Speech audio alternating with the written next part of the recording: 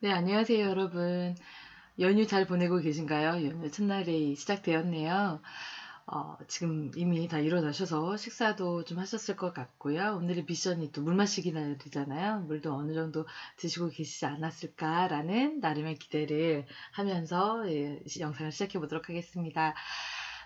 오늘 저 비타민 라이브에서 나눌 이야기는요, 책과 비타민입니다. 오늘이 부처님 오신 날이잖아요. 그래서 제가 여러분들께 오늘은 법정 스님의 책을 좀 소개시켜 드려 보려고 합니다. 혹시 이 책 보셨나요? 네. 읽어보신 분도 계실 거란 생각이 들고, 아니면 제가 한번 권유를 드린 적도 있어요. 이 책 한번 읽어보세요라고요. 그래서 살짝살짝 읽어보신 분도 계신 걸로 제가 알고 있는데요. 오늘은 제가 이 책을 좀 천천히 여러분들께 한 6편 정도 읽어드려 보려고 생각하고 있습니다. 저희가 오늘은 실시간 라이브가 아니잖아요. 그래서 아무래도 오디오북처럼 될 것 같아요. 그래서 제가 내용을 천천히 읽어드리면 여러분들께서는 편하게 여러분들 하실 일 하시면서 그냥 내용을 들어보셔도 좋지 않을까라는 생각이 듭니다. 개인적으로 저는 법정 스님이 쓰신 여러 책들이 있는데 그 중에서 이 책을 고른 이유가 어, 인생을 살아가는 데 있어서 관계를 조금 더 편안하게 하고 내가 조금 더 사람들과의 대인관계 안에서 행복하려면 혼자 있을 수 있어야 되겠구나라는 것을 깨닫게 준 책이었어요. 그리고 내가 나 홀로 있음에 대해서 좀 다시 한번 생각하게 되고 그것을 조금 더 내 삶에 그 에너지를 잘 이렇게 만들어낼 수 있는 시간이 되어야 하는 거구나라는 생각도 하게 됐었던 책입니다. 그래서 그 전에는 저는 혼자 있다라고 하면은 그냥 쉬는 거지 뭐. 그냥 사람들과 떨어져서 나만의 편안한 시간을 갖는 거지라고 생각을 했었는데, 어, 다른 사람들과 누군가를 만나서 이야기할 때는 아무래도 조금 더 조심스럽고 상대의 어떤 느낌도 좀 더 살피게 되고 좀 성의를 갖게 되잖아요. 그런데 혼자 있을 때는 내 삶에 대해서 내가 하는 말이나 내가 먹는 음식이나 이런 것들에 대해서 과연 얼마나 내가 성의가 있었지라는 생각을 해보니까 그러지 못했던 부분들도 저는 있더라고요. 그냥 있는 거 먹고 그냥 별 특별한 보살핌 없이 나에 대한 보살핌 없이 그냥 있었던 것 같아요. 그러다 보니까 내 생활이 나의 생활인데 좀 뭔가 다른 사람들과 있을 때 내가 조금 더 이렇게 가꾸고 갖추어지고 나 혼자 있을 때는 아무 뭐 이런 나를 위한 갖춤이 없는 느낌들을 좀 받게 됐던 것 같아요. 그래서 나야 혼자 있을 때 내 삶을 좀 더 온전하게 잘 꾸려나갈 수 있고 혼자 있는 생활 안에서도 내가 좀 스스로를 좀 잘 갖추어가는 것들이 필요한 거였구나. 그런 것들이 있을 때 내 내면이 조금 더 탄탄해질 수 있는 거겠구나라는 깨달음을 얻었었던 책입니다. 그래서 이 책을 여러분들과도 한번 공유해 보고 싶어서 들고 왔고요. 공교롭게 오늘 아침에 제가 비타민 출근을 하는 길에 라디오를 들었는데 라디오에서도 시사 라디오였는데 오늘이 부처님 오신 날이잖아요. 그래서 부처님 오신 날 특집으로 법정 스님에 대한 이야기를 좀 나눠주시더라고요. 그러면서 저도 오늘 아침에 와 오늘 무슨 인연이 이렇게 닿나 보다 이러면서 열심히 들었는데요. 오늘 라디오에서는 스님의 제자셨던 분과의 인터뷰로 이 내용이 진행이 됐었어요. 그러면서 스님께서 이 책 말고도 사실 많은 책들을 쓰셨는데 그 중에 단연코 되게 아주 베스트셀러였던 책이 한 권 있어요. 이 책의 제목은 거의 뭐 법정 스님 하면 바로 이 책을 딱 연상하고 이 말을 딱 연상할 수 있을 만큼 아주 유명한 말인데요. 혹시 여러분들 중에 알고 계신 분이 계실까요? 만약에 오늘 지금 실시간이었으면 제가 퀴즈 이렇게 냈을 것 같아요. 자, 한번 들어볼까요? 그런다고 생각하고 누가 말씀하실까요? 네. 지금 들으시면서 말씀하신 분이 계실 것 같아요. 왠지 정 선생님이나 몇 분이 딱 말씀하실 것 같다라는 생각이 저는 드는데요. 바로 무소유입니다. 무소유. 그래서 법정 스님께서는 살아 계시는 동안에 무소유 삶을 상당히 중요하게 가르치셨고요. 그리고 실제로 본인께서도 무소유의 삶을 살다 가셨다라고 저희가 알고 있어요. 그런데 그 스님께서 말씀하신 그 무소유라는 것이 어떤 것을 의미하는가를 오늘 라디오 인터뷰를 들으면서 좀 저는 명확하게 알게 되더라고요. 그래서 그거를 여러분들께 좀 설명을 더 드려볼게요. 스님께서 말씀하셨던 그 무소유라고 하는 것이 없을무를 했을 때 소유하지 않는다라고 보통 사람들이 알고 있는데요. 살면서 우리가 아무것도 소유하지 않고 현대사회를 살아갈 수는 없는 거잖아요.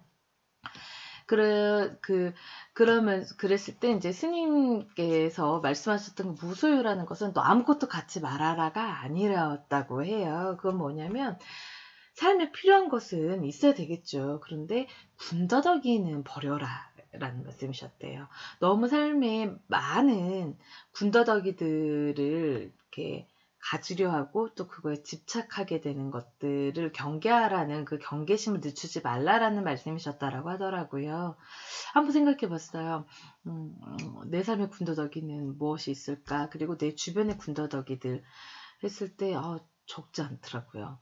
때로는 이제는 거의 저희가 또 우리가 먹고 자고 입고 어떤 생활할 수 있는 가장 기본적인 기초적인 수준의 생활들은 어느 정도 되어가고 있는데 그 이상의 것들, 더 나은 거, 그러니까 먹어도 더 좋은 거, 가져도 더 나은 것, 이런 것들을 갖고 싶어 하는 마음들이 계속 있고, 그리고 그것들을 갖지 못하게 되는 것에서 오는 어떤 속상함들에 이렇게 마음을 흔들 때가 많이 있는 것 같아요.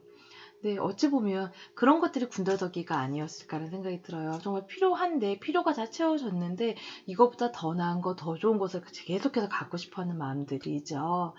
그래서, 이런 것들부터 좀 내려놓을 수 있어야 되겠구나라는 생각들을 좀 하게 됐고요. 그리고 내가 자주 집착하게 되는 군더더기들은 무엇이 있나 또 아침 출근길에 생각을 좀 해보게 되었습니다. 그러면서 다시 스님께서 해주신 말씀으로 연결해서 이해를 한다면 스님께서는 무소유의 삶을 이야기를 하시면서 조금씩 더 그 영성의 깊이가 깊어지시면서 하셨던 말씀이 무소유의 삶이 점점 나눔의 삶으로 흘러가게끔 하는 것을 되게 중요하게 말씀하셨다라는 것 같아요. 그래서 그 나눔이라는 것에 대한 이야기를 이렇게 해주실 적에 내가 지금 갖고 있는 것, 당신이 지금 갖고 있는 그 물건들은 당신이 죽고 난 이후에는 그 물건도 빛을 잃게 됩니다. 그러니 그 물건이 빛을 가지고 있을 때 나누십시오라는 말씀이셨대요. 왜 유명한 말씀 중에 그런 말씀이 있어요. 스님께서 하신 말씀인데요. 누군가를 돕는다라는 것, 그러니까 남을 돕는다라는 것을 우리는 자선이라고 생각을 많이 하게 되는데 그건 단순한 자선이 아니라 자기를 확장하는 것이다라는 말씀을 하셨다고 해요. 아마도 이 무소유의 삶과 나눔의 삶, 그리고 이것에 연결하면서 말씀하셨던 그 자선이라는 것이 아닌 자기를 확장하는 것이 바로 나눔이다. 라는 말씀이 좀 이렇게 연결이 되는 것 같아요. 우리가 내 삶의 깊이를 좀 더 깊이 뿌리내리고 내 삶의 그 영역들을 이렇게 확장해 나가는 것이 여러 가지 군더더기로 나를 채우고 치장할 때가 아니라 나의 이런 것들을 나누고 다른 사람들과 함께 공유하고 공감할 때 나의 군더더기를 기꺼이 그 군더더기가 조차 갖추지 못한 누군가에게 이렇게 나눌 수 있을 때 나의 존재가 더 깊어지고 넓어진다라는 말씀으로 이해를 했습니다. 그래서 저는 오늘 아침에 출근을 하면서 이런 내용으로 좀 묵상을 좀 했어요. 그렇게 생각을 하면서 아침에 출근을 했습니다. 네.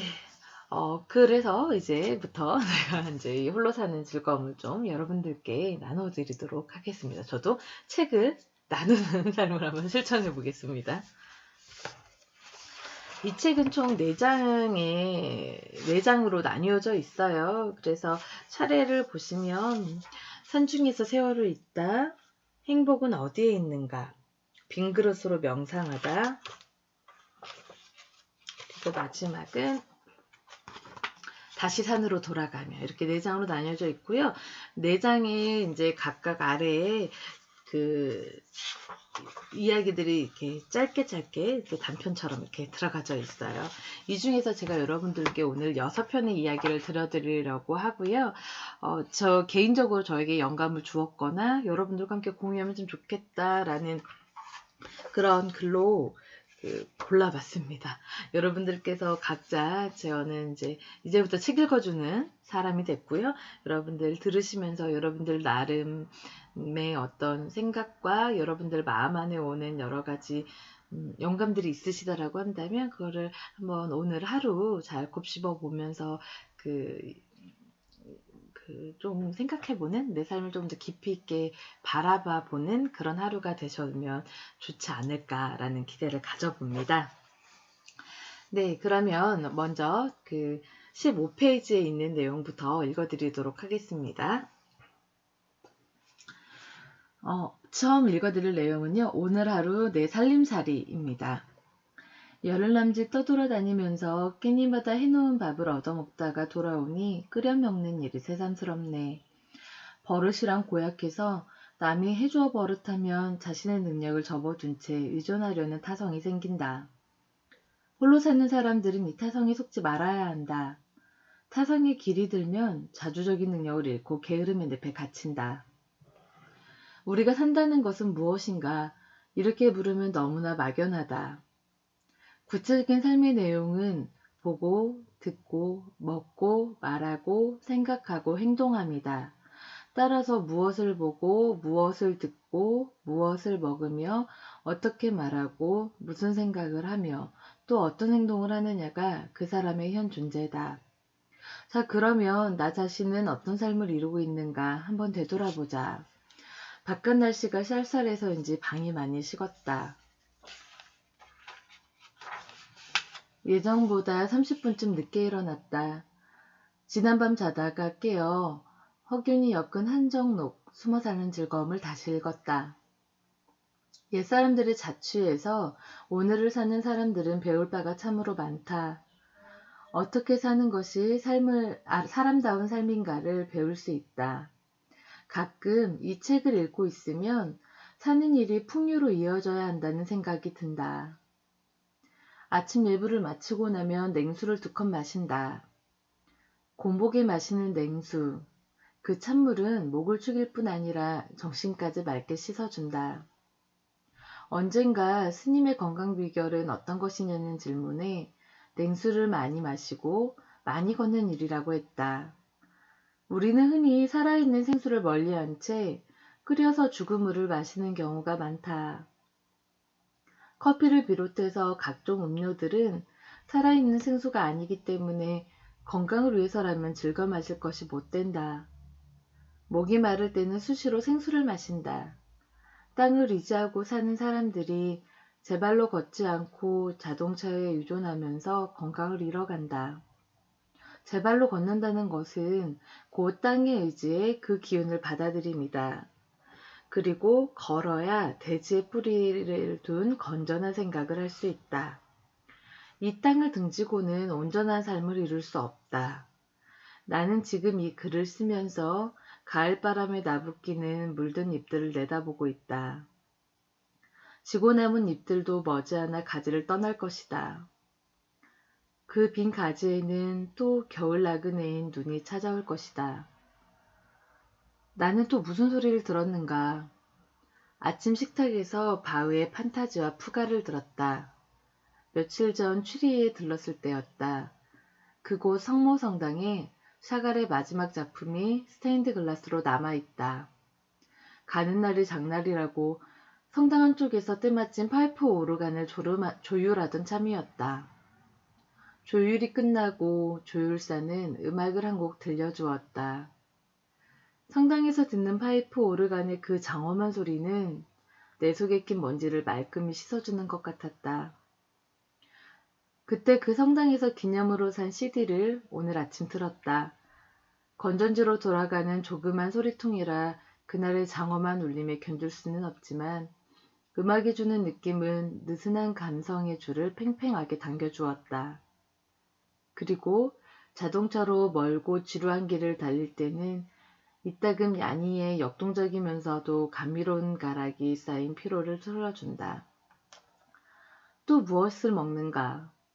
아침은 대개 빵 한쪽에 차 한 잔, 바나나와 요구르트가 있을 때는 그것을 한 개씩 곁들이기도 한다. 점심과 저녁을 위해 미리 쌀과 잡곡을 물에 불려둔다. 밖에 나갔다가 오두막에 늦게 들어올 때는 햇반에 간단하고 편리함에 기댄다. 혼자서 지내는 사람들이 대개 그렇듯이 먹는 일에 얽매이려 하지 않는다. 현대인들은 먹을 게 없어 굶주린 사람들을 곁에 두고 이것저것 너무 많이 먹어대기 때문에 병원 신세를 지는 경우가 많다. 음식 쓰레기를 많이 만들어내는 것도 바로 이 과식 때문이다. 내 경험에 의하면 먹는 것만으로 건강이 유지되는 것은 결코 아니다. 맑은 공기와 맑은 물, 그리고 안팎으로 조화와 균형을 이룬 생활 습관이 전제되어야 한다. 한평생 자신을 위해 수고해주는 소화기를 너무 혹사하지 말고 쉴 수 있는 기회도 주어야 한다. 출출한 공복 상태일 때 정신은 가장 투명하고 평온하다. 말은 들을 대상이 있어야 한다. 입을 닫은 침묵을 통해서 말의 의미가 목젖에 차오른다. 참으로 우리가 해야 할 말은 간단 명료하다. 그 밖에는 습관적인 또 하나의 소음일 것이다. 산에서 사는 사람들은 사람이 아닌 나무나 새, 바위나 곤충 또는 구름이나 바람 한때 혼잣말을 할 때가 덜어 있다. 이런 경우는 한 줄기 바람이 나뭇가지를 스치고 지나가듯 무심하다. 이런 무심한 소리에는 그 삶의 향기가 배어 있을 듯 싶다. 그리고 오늘 아침나절 나는 또 어떤 행동을 했는가? 아침 기온이 영상 2도, 방이 식어 군부를 한 부엌 지폈고 집 뒤 나뭇간 사이에 있는 추녀금 물받이 홈통에 쌓인 낙엽을 긁어냈다. 눈이 쌓여 얼어붙으면 물받이에 구실을 할 수 없기 때문이다. 언제 해도 내가 할 일이므로 그때그때 눈에 띌 때마다 즉시 해치워야 한다. 그 다음으로 미루면 무슨 일이든지 미루는 나쁜 버릇이 생긴다. 이 다음 일을 누가 하는가? 그때 그곳에 내가 할 일이 있어 내가 그곳에 그렇게 존재한다. 누가 나 대신 그 일을 거들어준다면 내 몫의 삶이 그만큼 새어나간다. 뜰에 뒹구는 가랑잎은 바람이 알아서 치워줄 것이다. 오늘 나는 이와 같이 보고, 듣고, 먹고, 말하고, 생각하고, 행동했다. 이것이 바로 현재의 내 실존이다. 그리고 이런 일들이 나를 형성하고 내 업을 이룬다.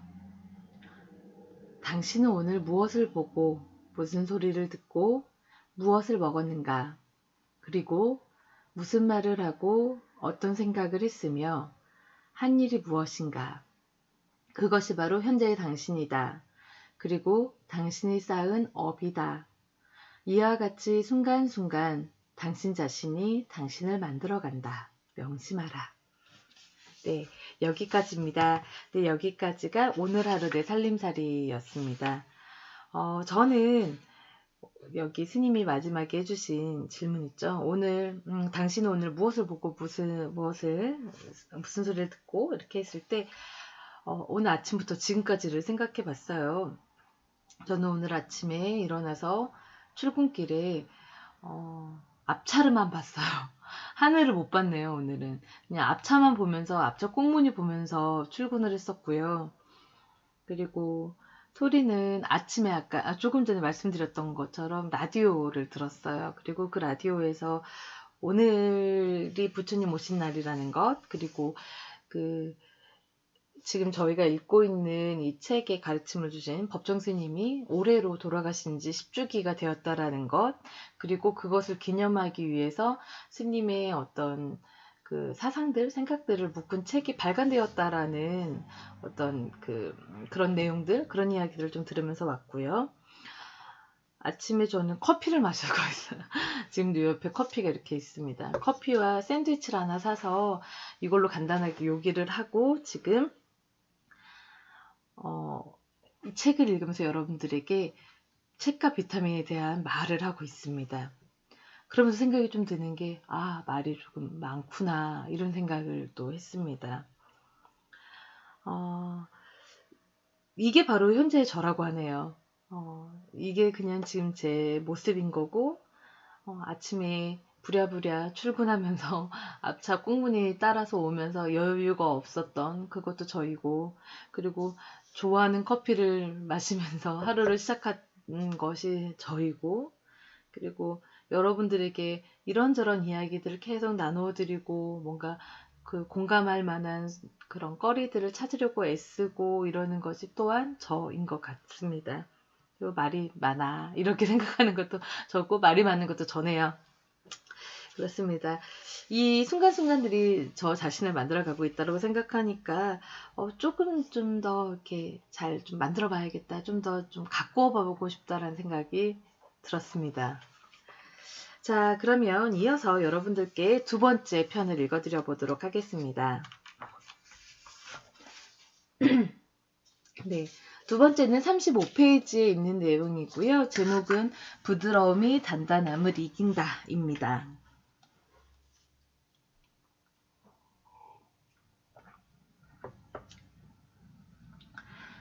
이 가을 들어 처음 절에 들어와 배우고 익힌 글들을 다시 들추고 있다. 그때는 깊은 뜻도 모르고 건성으로 외우면서 관념적인 이해에 그쳤었는데 왜 떨어져 살면서 옛글을 다시 챙겨보니 크게 공감하게 된다. 글이나 사상은 그 저자의 정신연령에 이르러서야 비로소 제대로 이해할 수 있다. 그리고 생활 반경이 비슷해야 더욱 공감할 수 있다. 야운 스님의 스스로 경책하는 글에 이런 시가 있다. 나무 뿌리와 나무 열매로 줄임배를 달래고 송낙과 푸롯으로 이 몸을 가리며 들에 사는 학과 둥구름으로 벗을 삼아 깊은 산골짜기에서 남은 세월 보내리. 몸과 마음 선정에 들어 흔들리지 않고 오두막에 묵묵히 앉아 왕래를 끊는다. 적적하고 고요해서 아무 일 없으니 마음 부처에게로 저절로 돌아가다. 밤하늘에 달과 별을 본 지가 언제인지 까마득하다. 절기로는 내일이 추분인데 아직도 칙칙한 여름철 그림자가 짙게 남아있다. 지난해와 올해 연거푸 태풍이 휩쓸고 간 자취가 여기저기 폐허로 남아있어 가슴이 아프다. 자연의 위력 앞에서는 현대기술 문명도 맥을 못 춘다. 어째서 해마다 이런 재앙이 이 땅을 덮치는지 안타깝고 야속하다. 지수화풍으로 이루어진 이 세계가 지수화풍의 은덕만이 아니라 그 피해도 함께 있는다는데 미묘한 의미가 있을 것 같다. 지난번 태풍을 통해서 바람과 물의 위력이 어떻다는 것을 이 땅에서는 거듭 통감했다. 태풍이 휘몰아치던 추석 다음날 밤 나는 잠을 이루지 못했다. 온 골짜기가 떠나갈 듯이 요란한 물소리와 돌 굴러가는 소리, 함덕지붕에 쏟아지는 빗소리에 젖은 들짐승처럼 기가 죽어 꼬박 뜬 눈으로 밤을 샜다. 날이 밝아 밖에 나갔더니 온 골짜기가 그대로 폭포였다. 무엇이든지 단참에 쓸어버릴 듯이 무섭게 넘치고 있었다. 뒷곁으로 가보니 아궁이에 40cm가량 물이 차올라 있었다. 라디오를 켜자 이 지역에 밤새 400mm의 호우가 쏟아졌다고 했다. 자연의 위력 앞에 말 그대로 속수무책, 손이 묶인 듯이 어떻게 해볼 도리가 없었다. 그토록 부드럽고 겸손하던 물이 어떻게 저리 사나울 수 있을까? 그 부드러움이 어떤 힘을 받으면 저토록 거세지고 강해지는가? 약한 것이 강한 것을 이긴다는 그 뜻이 여기 있구나 싶었다. 이 말을 뒤집어 보면 모성적인 부드러움과 온유함과 너그러움이 무생명을 구원한다는 뜻이기도 하다. 병든 현대 문명도 결국은 모성적인 부드러움과 따뜻함으로써만 치유될 수 있다는 소식이다. 핵무기의 막강한 군사력을 가지고도 세계 도처에서 불안에 떨며 침몰해가는 오만한 제국의 행태가 이를 반증하고 있다. 부드러움이 강한 것을 이긴다는 이 교훈은 우리들 한 사람 한 사람의 삶의 길에도 깨우침이 될 것이다. 노자도 일찍이 말했다. 가장 착한 것은 물과 같다. 물은 만물을 이롭게 하면서도 다투지 않고 사람들이 싫어하는 곳에 처해 있다. 그러므로 물은 도에 가깝다. 물에는 고정된 모습이 없다. 둥근 그릇에 담기면 둥근 모습을 하고 모난 그릇에 담기면 모난 모습을 한다. 뿐만 아니라 뜨거운 곳에서는 증기로 되고 차가운 곳에서는 얼음이 된다. 이렇듯 물에는 자기 고집이 없다. 자기를 내세우지 않고 남의 뜻을 따른다. 살아있는 물은 멈추지 않고 늘 흐른다. 강물은 항상 그곳에서 그렇게 흐른다. 같은 물이면서도 늘 새롭다. 오늘 흐르는 강물은 같은 강물이지만 어제의 강물이 아니다. 강물은 이렇듯 늘 새롭다. 오늘의 나는 어제의 나와 거죽은 비슷하지만 실제는 아니다. 오늘의 나는 새로운 나다. 살아있는 것은 이와 같이 늘 새롭다. 온 골짜기가 떠나갈 듯이 사납게 흐르던 그 개울물은 다 어디로 갔는가. 태풍이 지나가자 물은 다시 맑고 잔잔한 본래의 모습으로 흐르고 있다. 물이 빠진 개울에는 눈에 익은 바위들이 사라지고 상류에서 낯선 돌들이 굴러와 있다. 이런 개울물 앞에서 나는 요즘 부드러움의 실체와 그 위력을 거듭 배우고 익힌다. 임종을 앞둔 늙은 스승이 마지막 가르침을 주기 위해 제자를 불렀다. 스승은 자신의 입을 벌려 제자에게 보여주며 물었다. 내 입안에 무엇이 보이느냐? 혀가 보입니다. 이는 보이지 않느냐? 스승님의 치아는 다 빠지고 하나도 남아있지 않습니다. 이는 다 빠지고 없는데 혀는 남아있는 이유를 알겠느냐? 이는 단단하기 때문에 빠져버리고 혀는 부드러운 덕분에 오래도록 남아있는 것이 아니겠습니까? 스승은 고개를 끄덕이며 말했다. 그렇다. 부드러움이 단단함을 이긴다는 것. 이것이 세상 사는 지혜의 전부니라. 이제 더 이상 너에게 가르쳐 줄 것이 없구나. 명심하거라. 네, 여기까지입니다. 그 부드러움이 단단함을 이긴다라는 말은 이미 많이들 저희가 살아가는 동안 되게 마치 상식인 것처럼 알고 있잖아요. 왜 너무 강하면 부러진다. 그리고 부드러우면 유연하다. 뭐 이런 이야기들을 많이 하죠. 근데 그렇게 너무 많이 자주 들어서 조금 식상하게 느껴지는 그런 진부하게 느껴지는 그런 이야기들이 실제 내 삶으로 들어왔을 때 과연 나는 그렇게 살아가고 있을까? 한번 질문을 던져보게 돼요. 그러다 보면 그 식상하고 너무나도 뻔하고 잘 알고 있는 그런 이야기들이 내 삶에는 잘 흡수가 되지 않고 있었구나라는 것을 저는 보게 될 때가 있어요. 이것도 마찬가지인 것 같습니다. 부드러움이 단단함을 이긴다라고 하지만 부드러움이 왠지 약함같이 느껴질 때도 있었고요. 그리고 부드러움이 저의 제 손해이고 그리고 뭔가 다른 사람들로부터 무시나 함부로 당함을 받게 될 수도 있는 어떤 이유가 될 수도 있다고 생각도 했었던 것 같아요. 그래서 좀 더 내가 강하고 힘있고 좀 더 소위 세게 말하고 이래야 함부로 사람들이 나를 대하지 않을 거야 라는 생각에 종종 휩싸일 때가 있어요. 그런 생각들이 종종 들어올 때가 있어요. 그런데 진정한 삶의 지혜는 사실 그것의 반대라는 것. 그러니까는 그 말의 깊이를 저는 충분히 이해는 못하겠지만 제가 지금 저의 수준에서 이해하기로는 상대와 대면에서 그 관계 안에서 내가 무언가 강함, 이김, 뭐 이런 것들은 눈에 딱 보이는 것이지만 진짜 내 안으로 들어왔을 때 그렇게 다른 사람들과 완강하게 부딪히고 났을 때 제 마음이 편하지는 않더라고요. 정말 제 마음이 편했을 때는 외부적으로 보였을 때는 제가 뭔가 미숙하고 어리숙하게 보였을지는 모르겠지만 그 안에 제 속마음은 내가 미숙하거나 어리숙 혹은 어리석어서 당신에게 부드러운 것이 아니라 그 그렇게 함으로써 내 마음이 편안하고 당신을 바라보는 나의 눈도 부드러워지기 때문입니다. 라는 생각이 있죠.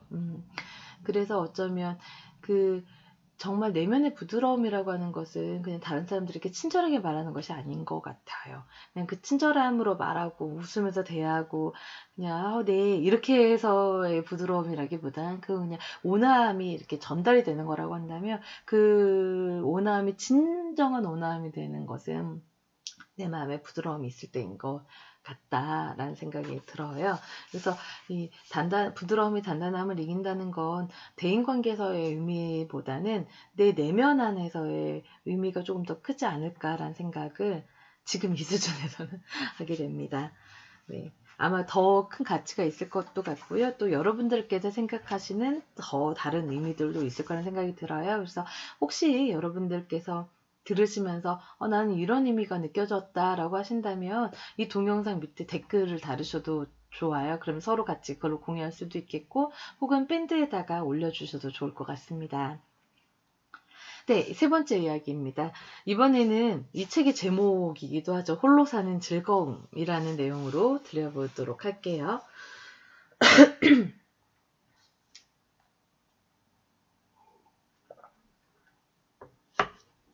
홀로 사는 즐거움. 사람은 본질적으로 홀로일 수밖에 없는 존재다. 이 세상에 올 때도 홀로 왔고 살 만큼 살다가 떠날 때도 홀로 간다. 가까운 사람끼리 함께 어울려 살면서도 생각은 저마다 다르다. 사람의 얼굴이 각기 다르듯 삶의 바탕을 이루고 있는 업이 서로 다르기 때문이다. 우리 같은 독신수행자는 주어진 여건 자체가 홀로이기를 원한다. 한 곳에 모여 공동체를 이루고 살면서도 저마다 은자처럼 살아간다. 서로 의지해 살면서도 거있기에 매이거나 얽혀들려고 하지 않는다. 무엇보다도 독립과 자유를 원한다. 묶여있지 않는 들짐승들이 먹이를 찾아 여기저기 숲속을 다니듯 독립과 자유를 찾아 혼자서 간다. 불교의 초기 경전인 스타니파타에 이런 구절이 있다. 만일 그대가 지혜롭고 성실하고 예절 바르고 현명한 동반자를 만났다면 그 어떤 어려움도 이겨내리니 기쁜 마음으로 그와 함께 가라. 그러나 그와 같은 동반자를 만나지 못했다면 마치 왕이 정복했던 나라를 버리고 가듯 무소의 풀처럼 혼자서 가라. 어차피 저마다 자기 식대로 사는 게 인생이다. 똑같이 살라는 법은 없다. 홀로 사는 사람들은 뒤늦게 더럽히지 않는 연꽃처럼 살려고 한다. 홀로 있을 때 전체인 자기의 있음이 있고 누구와 함께 있을 때 그는 부분적인 자기이다. 우리 시대의 영적인 스승 크리슈나무르티도 일찍이 말했다. 홀로라는 낱말 자체는 물들지 않고 순진무구하고 자유롭고 전체적이고 부서지지 않는 것을 뜻한다. 당신이 홀로 있을 때 비로소 세상에 살면서도 늘 아웃사이더로 있으라. 홀로 있을 때 완벽한 생동과 협동이 존재할 수 있다. 왜냐하면 인간은 본래 전체적이기 때문이다. 무리로부터 떨어져 나와 단지 혼자 지낸다고 해서 과연 홀로 있음인가? 홀로 있을수록 함께 있다는 가르침은 홀로 있음의 진정한 의미를 가리킨다. 즉 개체의 사회성을 말한다. 모든 것은 서로 이어져 있다. 바다 위에 외롭게 떠있는 섬도 뿌리는 대지에 이어져 있듯 고독과 고립은 전혀 다르다. 고독은 옆구리께로 스쳐 지나가는 시장기 같은 것, 그리고 고립은 수인처럼 갇혀있는 상태다. 고독은 때론 사람을 맑고 투명하게 하지만 고립은 그 출구가 없는 단절이다. 다코타족 인디언 오히에사는 이렇게 말했다.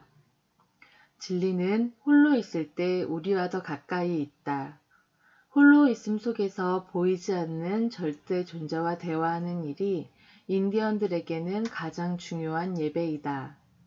자주 자연 속에 들어가 혼자 지내본 사람이라면 홀로 있음 속에는 나날이 커져가는 기쁨이 있다는 것을 알 것이다. 그것은 삶의 본질과 맞닿는 즐거움이다. 홀로 사는 사람은 고독할 수는 있어도 고립되어서는 안 된다. 고독에는 관계가 따르지만 고립에는 관계가 따르지 않는다. 모든 살아있는 존재는 관계 속에서 거듭 형성되어 간다. 홀로 있을수록 함께 있으려면 먼저 자기 관리가 철저해야 한다. 자기 관리를 소홀히 하면 그 누구를 물을 것 없이 그 인생은 추해지기 마련이다. 개인이든 집단이든 삶에는 즐거움이 따라야 한다. 즐거움이 없으면 그곳에는 삶이 정착되지 않는다. 즐거움은 밖에서 누가 갖다 주는 것이 아니라 긍정적인 인생관을 지니고 스스로 만들어가야 한다. 일상적인 사소한 일을 거치면서 고마움과 기쁨을 누릴 줄 알아야 한다. 부분적인 자기가 아니라 전체적인 자기일 때 순간순간 생기와 탄력과 삶의 건강함이 배어나온다. 여기 비로소 홀로 사는 즐거움이 움튼다. 누가 홀로 가는가? 태양이 홀로 간다. 인도의 가장 오래된 배달 경전에 나오는 문답이다. 내가 소시적부터 즐겨 외는 청마 선생의 심산이란 시가 있다. 심신산골에는 산울림 영감이 바위에 앉아 나같이 이나 잡고 홀로 살더라. 네, 여기까지입니다. 여러분들께서는 홀로 사는 즐거움 어떤 것을 갖고 계신가요? 우리 오늘 한번 생각해봐도 좋을 것 같아요. 나만의 홀로 사는 즐거움거리. 그래야 우리 삶이 더 즐거워진다라고 하잖아요.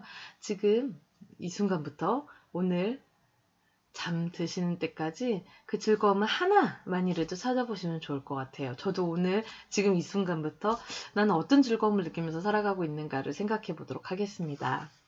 기회가 되면 그것도 서로 나누어 봐도 좋겠네요. 이번에 네 번째 이야기를 좀 읽어드려 보도록 하겠습니다. 네 번째 읽어드릴 편은요. 자신의 집을 갖지 않는 사람이라는 내용입니다. 지난번 태풍으로 인해 오두막으로 가는 다리가 떠내려갔다.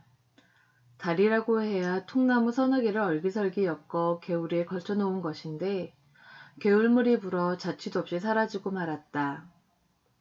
태풍이 오던 그 무렵은 마침 여름한거 끝이라 나는 밖으로 나와 있었다. 태풍이 휩쓸고 간 뒤 개울에 다리가 사라진 것을 보고 허망하고 황당했다. 평소 무심코 건너다니던 다리의 실체를 새삼스레 인식하게 되었다. 이쪽과 저쪽을 이어주는 다리가 없으면 관계가 이어질 수 없다. 세계는 관계 속에서 만들어진다. 사람과 사람 사이도 마찬가지다. 사람과 사람 사이의 다리는 만나서 정겨운 이야기를 나누는 일이다. 그래서 눈에서 멀면 마음에서도 멀어진다는 말이 나옴직하다. 다리가 유실되자 한동안 나는 떠돌이가 되었다. 영동 지방의 참담한 수해 현장을 여기저기 살펴보면서 자연과 인간의 상관관계를 깊이 생각하지 않을 수 없었다. 예전이라고 해서 이와 같은 재해가 없었던 것은 아니지만 이제는 전 지구적으로 빈번해지고 있다. 세상의 종말을 예고한 듯하여 두려움마저 든다. 인간이 자연의 힘을 통제하기 위해 만들어낸 과학기술이 오히려 자연환경 파괴를 불러들이고 있다는 사실에 우리는 무력감을 느낀다. 한동안 환경론자들에 의해 주장되었던 전 지구적으로 생각하고 지역적으로 행동하자는 표어가 이제는 절실한 삶의 철학이 되어야 할 것 같다. 작은 것이 아름답다고 말한 슈마허의 다음과 같은 경고를 명심해야 한다. 경제적 진보는 적정한 정도까지는 선하지만 그것을 넘어설 경우에는 파괴적이고 비경제적인 악이 된다. 한정된 자원을 가지고 대량 생산, 대량 소비, 대량 폐기로 그 적정한 수준을 넘어선 지 오래다. 그는 모든 것의 절제를 요구하는 불교의 지혜, 즉 중도를 실천하자고 주장한다. 다리가 떠내려간 뒤 일정한 거처 없이 여기저기 떠돌면서 새삼스레 출가자란 말이 문득 떠올랐다. 출가자란 자신이 살던 집을 버리고 나온 사람이란 뜻이다. 그러니 달리 표현하자면 집이 없는 사람이다. 자신의 집을 갖지 않는 사람이다. 현재의 거처는 나그네로 한때 머물고 있을 뿐, 그러기 때문에 출가자는 한때 머무는 그 주거 공간에도 집착하지 않는다. 추석 무렵 그 출가자는 지리산에 올랐다. 새로 산 등산화를 신고 예전에 올랐던 그 산길을 걸었다. 고무신을 신고 올랐던 그 산길을 등산화를 신고 걸으니 든든했다. 일기예보에는 추석 무렵 전국적으로 비가 내려 추석달을 볼 수 없을 거라고 했는데 지리산에서는 4박 5일 동안 날마다 밝은 달과 마주할 수 있었다. 산에서 보는 달은 더욱 정답다. 풀벌레 소리와 이따금 푸석거리며 지나가는 산 짐승들의 움직임이 산에서 맞는 달밤을 한결 그윽하게 거들었다. 아침으로는 산골짜기마다 안개와 구름으로 별천지를 이루었다. 숲속의 머루와 달에는 아직 덜 익었지만 밤나무 밑에는 여기저기 알밤이 떨어져 있었다. 밤 줍는 재미에 산길은 더욱 정겹고 풍요로웠다. 산 능선길에는 억새꽃이 가을바람에 파도처럼 일렁거렸다. 자연이 이렇듯 우리에게 아무런 대가도 받지 않고 무상으로 베풀고 있다. 그런데 사람들은 자연의 이런 은혜를 모르고 끝없이 허물고 빼앗고 더럽히고 있으니 우주의 기운이 언제까지 참고만 있겠는가. 전 지구적인 재앙의 요인이 어디에 있는지 저마다 서 있는 자리에서 살펴보아야 한다. 태풍으로 인해 자취 없이 사라진 다리가 있던 자리에 이제는 통나무를 걸쳐놓을 엄두가 나지 않는다. 개울이 많이 씻겨 내려가 그 폭이 너무 넓어졌기 때문이다. 산동네 사람 몇이서 힘을 모아 최근에야 물길이 옅은 곳에 징검다리를 놓았다. 징검다리는 비가 많이 오면 이내 잠수교가 될 것이다. 게을물에 띄엄띄엄 놓은 그 징검다리를 징검징검 딛고 오두막으로 돌아왔다. 오두막 둘레의 개울도 아주 낯설게 변해 있었다. 눈에 익은 큰 돌들이 사라지고 난데없이 바위가 불러와 있었다. 그리고 개울가의 돌담이 절반쯤 무너져 내렸다. 방문을 활짝 열어젖히니 방 안에 귀뚜라미들이 몇 마리 나를 기다리고 있었다. 내 밤의 친구들이다. 아궁이에서 젖은 재를 쳐내고 군불을 지피는데 아궁이 속이 눅눅해서 불이 잘 들지 않는다. 한참을 부채질해서 불을 붙여놓았다. 그새 가을바람에 숲이 성그러졌다. 북나무에 벌써 가을이 내리고 있다. 개울가에 피어 있음직한 용담은 토사에 묻혀 보이지 않는다. 방을 치우고 여름 동안 비워두었던 벽에 액자를 하나 내걸었다. 언젠가 원공거사 송영방 화백이 내 책 표지화로 그려준 것인데 담채 반추상으로 그린 연꽃 그림이다. 그 여백에 내가 화제를 써놓았다. 그물에 걸리지 않는 바람처럼, 진흙에 더럽히지 않는 연꽃처럼. 수타니파타의 무소의 뿔에 나오는 구절인데 초기 불교에서 출가자가 처신해야 할 생활태도에 대해서 말씀한 부처님의 가르침이다. 세상에 살면서도 거기에 걸리거나 물들지 말라는 교훈이다. 그 전문은 다음과 같다. 소리에 놀라지 않는 사자처럼, 그물에 걸리지 않는 바람처럼, 진흙에 더럽히지 않는 연꽃처럼, 무수의 풀처럼 혼자서 가라. 네, 여기까지입니다. 이번 내용은 읽으면서 저 계속 제가 좀 말을 좀 더듬더듬 했던 게 자꾸 이 모습들이 이미지로 그려지는 거예요. 그 개울물, 징검다리, 뭐 나무의 그 성그릇 나무의 모습들, 그 풍경들이 오두막 이런 풍경들이 저는 이곳이 어디인지 한 번도 가본 적도 없고 본 적도 없는데 그냥 제 머릿속에서 이미지로 자꾸 그려지는 거예요. 이렇게 물이 흐르는 모습, 돌담이 무너져 내린 거, 이제 진흙더미가 된 거, 그리고 오두막에 귀뚜라미가 이렇게 하고서 그 스님을 쳐다보고 있을 것 같은 상상 같은 것들을 하다 보니까 그냥 좀 저는 마음이 좀 편안해지는 느낌들, 좀 자연스럽다라는 생각들을 좀 했습니다.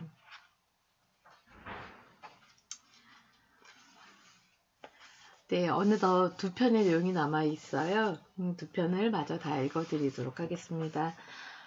이제 저희가 봄이 어느덧 이렇게 지나가고 있어요. 언제 지나갔니? 이런, 너 언제 갔어? 이렇게 물어보고 싶은 건 되게 빨리 지나가는 느낌이죠.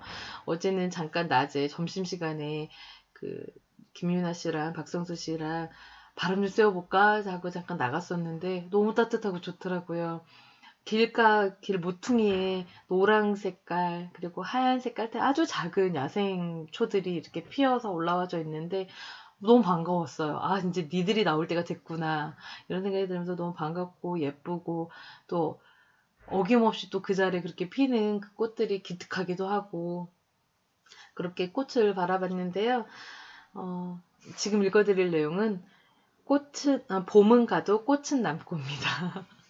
어제 동네밖에 돌았었던 기억이 나서 말씀을 좀 드리면서 이 내용 같이 읽어보도록 할게요.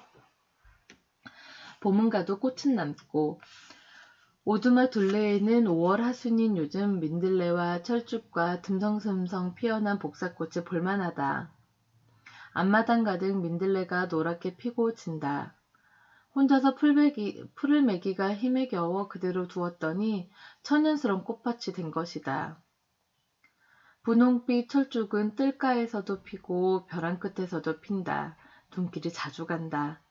한 가지 꺾어다 식탁에 꽂았다. 가까이 대하니 참으로 곱다. 내가 이 오두막에 들어와서 심은 300여 그루의 자작나무와 전나무와 가뭄비나무는 실하게 자라 짙은 그늘을 들이우고 있다. 그런데 복숭아나무는 고랭지라 꽃을 피워도 그 빛깔에 기운이 달린 것 같다. 올해도 묘목을 사다가 20그루 심었다. 봄날 어디를 지나가다 분홍빛 복사꽃을 보면 공연히 마음이 설렌다. 이 나이에도. 이런 이야기를 한 친구에게 했더니 자기도 복사꽃을 대하면 마음이 심란해지더라고 했다. 심란하다는 그 표현이 참으로 적절한 것 같다. 마음이 뒤숭숭하다거나 어지럽다는 표현보다 훨씬 함축이 있다. 이 오두막에서 살면서 부터 나는 봄을 2번씩 맞이하는 셈이다. 남쪽에서 매화와 진달래와 산수유와 벚꽃과 복사꽃과 모란을 실컷 보아왔는데 초여름에 접어들면서 이곳에는 봄꽃들이 뒤늦게 문을 연다. 봄은 가도 꽃은 남고란 옛글 그대로다. 오늘 아침 뜰에 가득 피어난 민들레를 보면서 문득 나는 부자구나 하는 생각이 들었다. 읽을 책 곁에 있고 해차도 들여왔고 열린 귀로 개울물 소리, 새소리, 때로는 음악을 들을 수 있으니 이 얼마나 고마운가. 이 밖에 무엇을 더 바라겠는가. 예전에 살던 절에 들러 내가 심어놓은 나무들이 정정하게 자란 것을 볼 때마다 대견스럽다는 생각이 든다. 나무들의 말없는 반김은 가슴으로 스며든다. 허공으로 높이 자라 오른 움둔지를 바라보고 줄기를 쓰다듬고 팔을 벌려 안고서 얼굴을 부비기도 한다. 그러면 내 가슴이 따뜻한 기운으로 차오른다. 이 따뜻한 기운은 나무가 내게 건네주는 온기일 것이다. 이 터전에서 사람들은 세월에 따라 오고 가겠지만 나무들은 유연하게 이 자리를 지킬 것이다. 내가 이 땅에서 사라진 뒤에도 심어놓은 나무들은 정정하게 서서 내 그림자 노릇을 하게 될 것이다. 사람들아, 자기가 몸담아 사는 둘레에 나무를 심으라. 그 나무들이 당신의 친구가 되어 지치고 상처받는 삶에 위로와 생기를 나누어 줄 것이다. 그리고 당신이 지나간 후에도 당신의 자취로 남을 것이다. 나무나 꽃에 영혼이 깃들여 있다고 믿는가 믿지 않는가에 따라 자연을 대하는 우리들의 인식이 달라진다. 19세기 독일의 철학자이며 실험심리학자인 페이에너는 식물에도 영혼이 있음에도 불구하고 없는 것으로 알려진 것은 식물이 무능해서가 아니라 인간이 무지하기 때문이라고 했다. 그의 철학의 원리는 모든 생명체는 하나이며 단지 그 겉모양만 다를 뿐이라는 것이다. 식물이 땅에 뿌리를 내리고 있기 때문에 동물보다 움직임이 자유롭지 못하지만 그 감각은 동물과 다르지 않다고 한다. 동물은 몸 전체를 움직여 먹이를 찾지만 식물은 몸의 일부만으로 그 일을 해낸다. 사람들이 어둠 속에서 목소리로 서로를 분간하듯이 꽃들은 향기로서 서로를 분간한다. 페이너는 이런 상상도 하고 있다. 식물은 인간이란 두 발을 가진 짐승은 왜 저리도 분주하게 돌아다닐까 궁금해하면서 자신이 뿌리 내린 곳에서 조용히 살아가고 있다. 뛰고 떠들어대고 개걸스럽게 먹어대는 영혼이 있다면 침묵 속에서 꽃을 피우고 향기를 뿜으며 이슬로 갈증을 풀고 새싹으로 충동을 분출하는 영혼도 있을 법하지 않은가. 서로의 향기로서 대화를 나누는 꽃에 비해 인간들은 말이나 숨결로서 서로의 존재를 확인한다. 꽃이 훨씬 우아한 방법으로 서로를 느낀다. 우리는 꽃에서 배울 바가 참으로 많다. 식물도 사람의 말을 알아들을까? 물론 알아듣는다. 생각을 담은 말이 있기 때문에 영혼 있는 존재라면 알아들을 것이다. 식물학자의 실험을 빌릴 것도 없이 언젠가 내 자신도 경험한 바 있다. 어느 해 겨울가에 다른 꽃은 다 지고 없는데 용담이 한 그루 홀로 남아 있었다. 나는 그 꽃 속이 어떻게 생겼을지 몹시 궁금했다. 입 다물고 있는 용담의 꽃봉오리에 다가가 낮은 목소리로 나는 내 방안이 어떻게 생겼는지 궁금한데 한번 보여주지 않을래? 하고 청했다. 다음날 무심코 개울가에 나갔다가 그 용담을 보았더니 놀랍게도 꽃잎이 활짝 열고 그 안을 보여주었다. 어떤 대상을 바르게 이해하려면 먼저 그 대상을 사랑해야 한다. 이쪽에서 따뜻한 마음을 열어보여야 저쪽 마음도 열린다. 모든 살아있는 존재는 서로 이어져 있기 때문이다. 이 지구상에는 동물과 식물이 서로 주고받으며 함께 살아간다. 식물은 인간이 이 지구에 생겨나기 이전부터 존재해왔다. 그러므로 우리가 나무와 꽃을 가까이 한다는 것은 무한한 우주의 생명 앞에 마주선 것이나 다름이 없다. 산 목숨을 소홀히 여겨 무자비하게 허물고 살해하는 이 막된 세상에서 먼저 우리가 해야 할 일들은 신선한 공기를 만들어내는 나무와 꽃 앞에 무릎을 꿇을 줄 아는 것이다. 그리고 침묵 속에서 전하는 우주 생명의 신비에 귀를 기울여야 한다. 사람은 산소를 만들어내지 못한다. 식물이 없으면 동물은 살아갈 수 없다. 한 그루 나무와 꽃을 대할 때 그 신성 앞에 고마운 생각부터 지녀야 한다. 봄은 가도 꽃은 남는다. 법정 스님께서는 살아있는 모든 존재는 다 행복하라 라는 말씀을 하셨다고 해요. 저는 그 말씀을 사람에게 하는 말이라 생각했거든요. 그러니까 살아있는 존재라고 했을 때 그냥 바로 저는 자동적으로 사람이 떠오르는 거예요.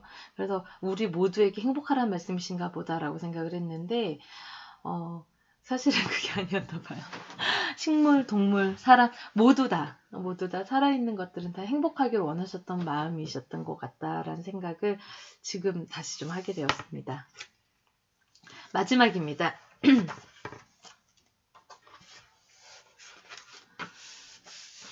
삶의 종점에 남는 것. 눈이 내린다. 오랜만이다. 아직은 이 산중에 눈다운 눈은 내리지 않았다. 내가 산을 비운 사이 두어 차례 눈이 다녀가면서 응달에 그 자취를 남기긴 했지만 많은 양은 아니다. 난로가에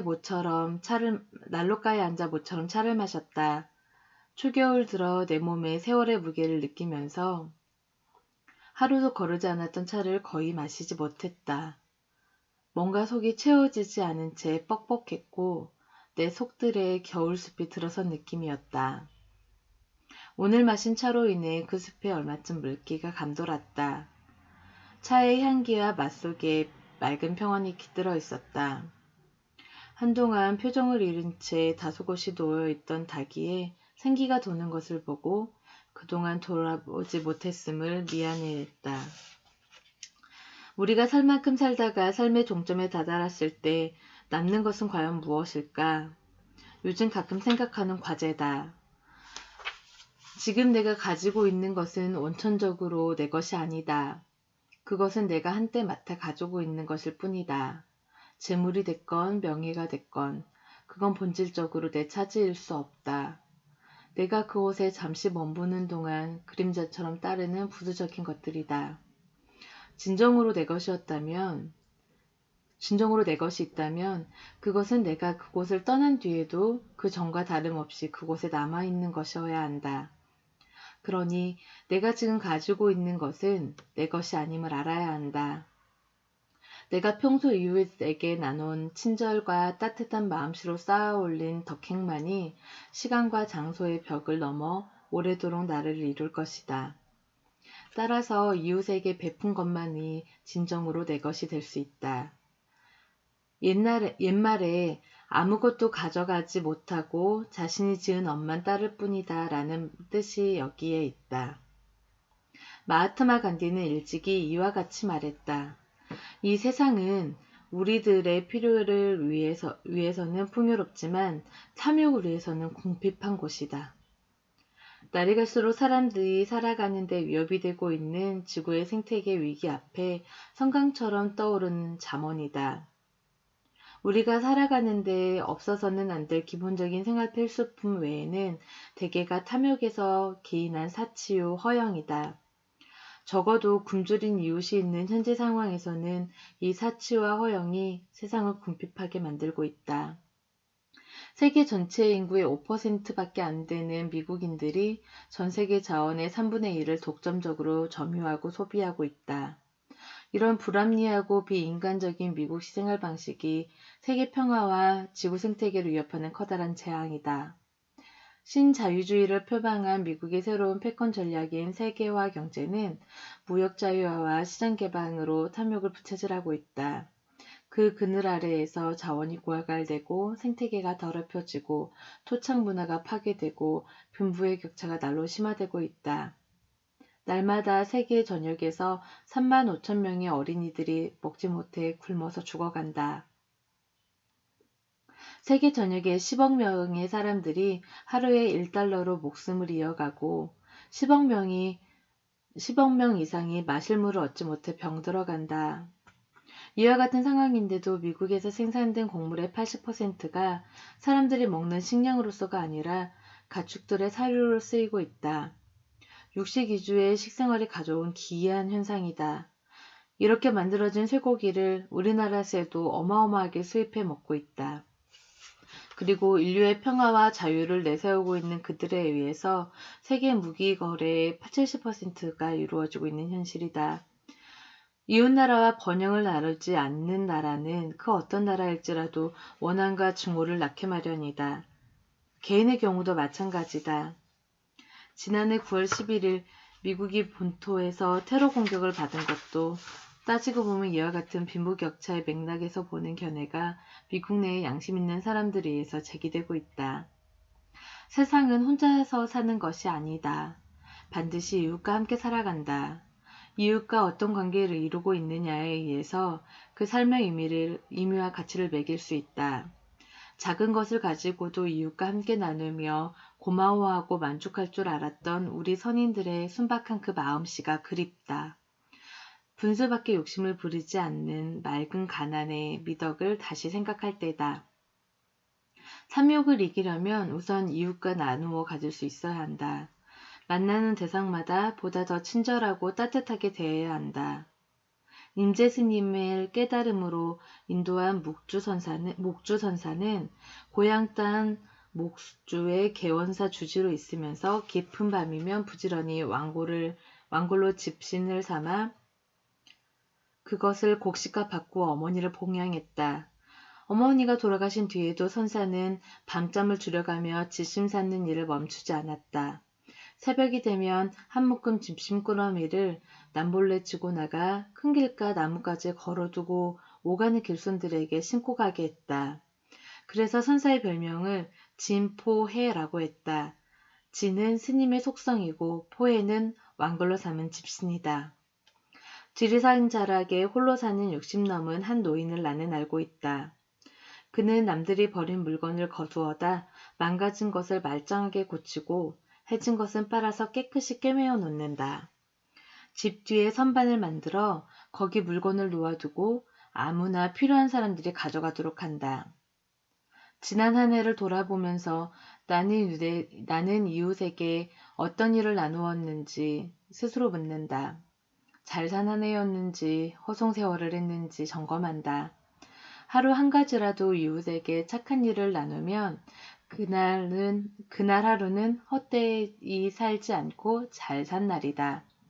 이웃과 나누는 일을 굳이 돈만 가지고 하는 일로 생각하지 말아야 한다. 친절하고 따뜻한 그 마음씨가 소중하다. 나누는 일을 이 다음으로 미루지 말라. 이 다음은 기약할 수 없는 시간이다. 네, 여기까지 여러분들과 나누고자 했던 이야기들을 나눠 보았습니다. 저의 느낌, 저의 깨달음이 여러분들에게는 또 어떤 느낌, 어떤 깨달음으로 전해졌을지 궁금하기도 하네요. 오늘 부처님 오신 날 특집 보통스님의 책을 여러분들과 함께 공유해 보았고요. 오늘 하루도 여러분들 평안하시고 아까 우리 앞서서 이야기드린 홀로 사는 즐거움, 나만의 즐거움을 찾아보는 그런 하루가 되셨으면 좋겠습니다. 여기서 책과 비타민 마치도록 하겠습니다. 감사합니다, 여러분. 다음 주에 또 뵐게요.